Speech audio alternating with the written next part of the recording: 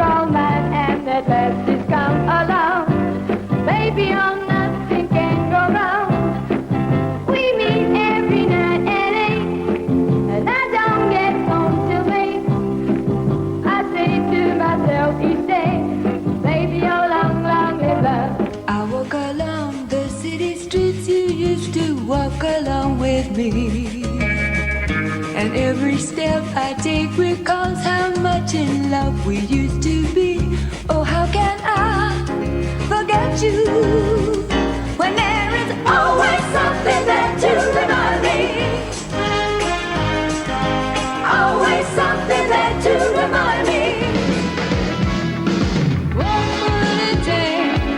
What would it take to wipe that smile off of your face?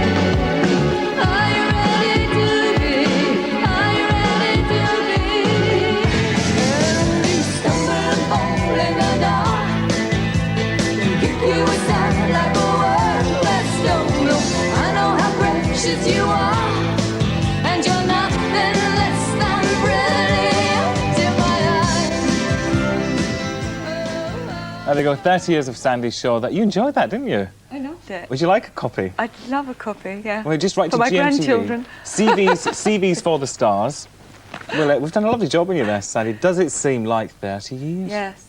Every day, every day of it. Seems longer. Yes. Well, it's a sort of fun-packed 30 years, yes. But when you look back to Always Something There to Remind Me, which is one of these songs that kind of makes us think of the 60s, wasn't it? Yeah. And it was at the start of the whole swinging 60s thing, and the bob and the short mini dresses. I mean, it was like the look and the sound of an era, You wasn't weren't it? alive then, what are you talking about? I certainly was, yeah. Yes, really? Oh, I had lots of Sandie Shaw records in my house when I was growing up, because I had those little pink labels. What was the record company? It was called Pie in those days. Pie. It was half pink and half I black. outlived Pie. I outlived my record company. There are people watching the show who don't know what 7-inch vinyl singles are, because they all buy everything in CD now, don't they? Well, hip ones still go for vinyl, don't they? Yeah, Yeah. I suppose so. Yeah.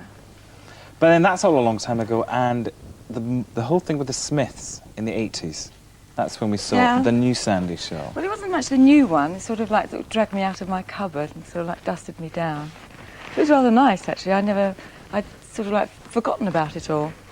And they reminded me about it, Morrissey in particular, and added a bit of sparkle. And he was kind of incredibly overawed by all the work I'd done in the past, and I hadn't really looked at it like that. I thought it was something like you do, Were you like your flattered by day that job. attention? Were you flattered by that attention because Morrissey was the big star in the mid-80s, wasn't he? For the young kids. Well, yeah. He's still a big star for lots of people now, but I mean, but he wasn't, when I first met him, he was just like a guy, just walked off the street, who thought and dreamt that he was going to become a star.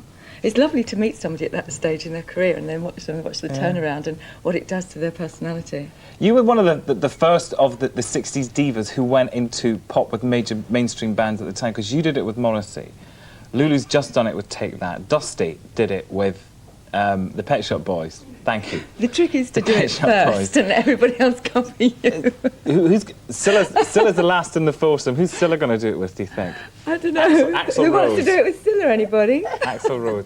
I was reading your book last night, your autobiography, and you speak very fondly of the days when the four British girls, when the British sound was everywhere. There was you, there was Dusty, there was Scylla, and there was Lulu. And you wrote quite affectionately about how they've survived and you've survived. Yeah. Did you think when the four of you were...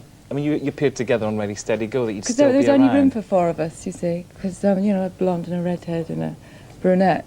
And it was very much like that. And I think it's amazing how everybody's like personalities actually sort of like lived through all that. That we were supposed to be sort of like packaged little dolly birds. But in fact, I don't think any of us were or are. So quite distinct personalities still. I think you'd have to be to survive all that, really, because it was quite a lot. I'm not apologising for reverting to cliché here, because you were famous for singing in your bare feet. The first thing you did when you came in here was shoes off and socks off. And there you are, look. Puffy in the mornings, including my feet. And there's somebody else here, apparently, Sandie Shaw, who's puffy in the mornings. Thank you very much. No, you're squidgy in the mornings. I'm squidgy in the mornings. Not the squidgy, not Her Royal Highness. Which is another kind of small S squidgy. Did it take... I mean, look at this. How many tracks on the album? 25 tracks. Which is 25. It goes all the way through, right the way through from being 17 right up until quite recently. It's quite interesting because they didn't put them, chronologically, like, now she's 17, 18. They've mixed all the different ages up. And it's quite interesting because it's weird for me to listen to it. I didn't actually put the things together. It's like a fans package, what they wanted to put together. Somebody else chose it for me. For the first time, it's not in control of things. And it's quite eerie, really, for me to listen to it. I only managed to listen to it once all the way through. I get a bit embarrassed about listening to myself. Do you really? But I have to check things to make sure. So is there something there for the people who were big fans in the 60s, right up to the kids who loved you when you were the Smiths, and to the audience now? It's all there, yeah? Yes, they're all sort of cross-generational thing. It's great when you turn it on, see how many different kinds of people get turned on to it. And especially the early tunes that we redid, things like Long Live Love. Or, I don't know, Always Something There to Remind Me, God Don't Come, Nothing Comes Easy. They're songs that young people suddenly kind of rediscover if they hadn't heard them before. Because the whole 60s thing is incredibly hip now. And the word icon is bandied around about people like Dusty Springfield and Lulu and you and Scylla. Does that make you feel very old and important, or do you not want to be an icon? I think, I don't know what it makes me feel really. It makes me feel really silly. I don't want to be an icon at this time in the morning. To be an icon, I think you have to sort of long flowing robes and things. And maybe it's just an indication that the young people today are not quite satisfied with what they're being given. Yeah. And the great big numbers that you belted out in those days. But I think there's no kind of manufactured quality about it. It's very spontaneous. But I think even if you listen to say the 70s stuff or 80s stuff, that's still there. I'm not able to sort of like think things out or plan them. Yeah. I think it's why people worry about working with me. They don't know what I'm going to do next. I have a bit of a reputation. Keep them guessing, Sandie. And also, I must say, I read your book and you loathed the song, but Puppet on a String is there. Yeah, it has to be there, and it's the first time I've actually liked it in there because, it's totally in context in that way, because it's part of something that I did.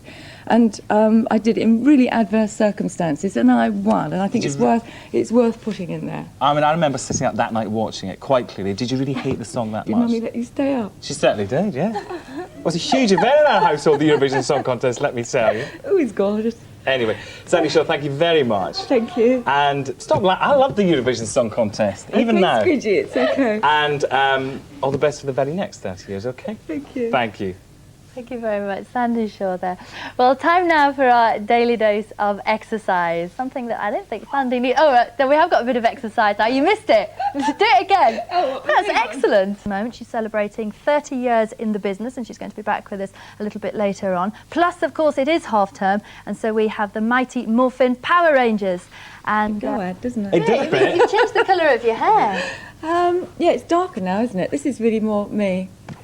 But the lights make it look different, doesn't it? Actually, in your book, you've got some good tips for if you're going to have a photograph taken of yourself, aren't you?